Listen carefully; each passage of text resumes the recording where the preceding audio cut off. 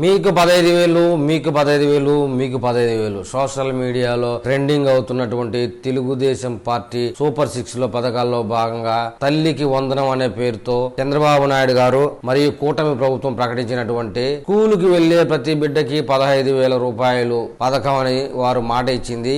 YCP ప్రభుత్వం వారు satirical గా సోషల్ మీడియాలో విపరీతమైనటువంటి ట్రోలింగ్ చేస్తున్న సందర్భంలో ఇప్పుడు జరుగుతున్నటువంటి అసెంబ్లీ సమావేశాల్లో నారా లోకేష్ గారు దాని మీద క్లారిటీ ఇచ్చారండి. ఇక అసలు విషయంలోకి వెళ్తే మీకు 15,000 మీకు 15,000 అనేది ఇటీవల కాలంలో ఏపీలో పెద్ద జోక్ గా మారింది. ఒక తల్లికి స్కూల్ పిల్లలు ఎంతమంది ఉంటే అంతమందికి వందనం పేరుతో ఆర్థిక సాయం చేస్తామని ఎన్నికల మేనిఫెస్టోలో ప్రకటించిన టీడీపీ సూపర్ 6 లోని ఆ హామీ నెరవేర్చడంలో వెనకడుగు వేశారని, ఒక తల్లికి ఒక బిడ్డకు మాత్రమే ఆ పథకం అమలు చేయబోతున్నారంటూ వైసీపీ విమర్శలు మొదలుపెట్టింది.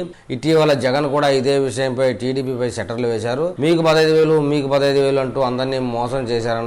ఈ మధ్య ఇది టెల్ రింగ్ టోన్ గా కూడా రావడం విశేషం. ఈ వివాదానికి ఫుల్ స్టాప్ పెట్టారు ఏపీ విద్యాశాఖ మంత్రి నారా లోకేష్. మంత్రి హోదాలో ఈ రోజున శాసన మండలి సమావేశాలకు హాజరైన ఆయన తల్లికి వందనంపై పూర్తి క్లారిటీ ఇచ్చారు. బడికి వెళ్తే పిల్లలు ఎంత మంది ఉంటే వారందరికీ తల్లికి వందనం ఆర్థిక సాయం అందుతుందని తెలియజెప్పారు. అదే సమయంలో ప్రభుత్వ ప్రైవేట్ స్కూల్ అనే తేడా లేకుండా ఈ పథకం అమలు చేస్తామన్నారు. వైసీపీ హయాంలో నాడు నేడు పేరు నిధులతో దోపిడీ జరిగిందని ఎద్దేవా చేశారు మంత్రి నారా లోకేష్ గారు. నాడు నేడుతో ఏదో జరిగిపోయిందని చెప్పినా కూడా ప్రభుత్వ స్కూళ్లలో విద్యార్థుల సంఖ్య తగ్గిందన్నారు. విద్యార్థులపై ఒత్తిడి లేకుండా సరికొత్త బోధనా పద్ధతులు అమలు చేస్తామన్నారు. వచ్చే విద్యా సంవత్సరం నుంచి కొత్త విధానాన్ని అమలు చేస్తామని చెప్పారు. ప్రభుత్వ స్కూళ్లలో చేరే విద్యార్థుల సంఖ్య పెరిగే విధంగా నాణ్యతా ప్రమాణాలు పాటిస్తామని ఆయన అసెంబ్లీ వేదికగా చెప్పారండి.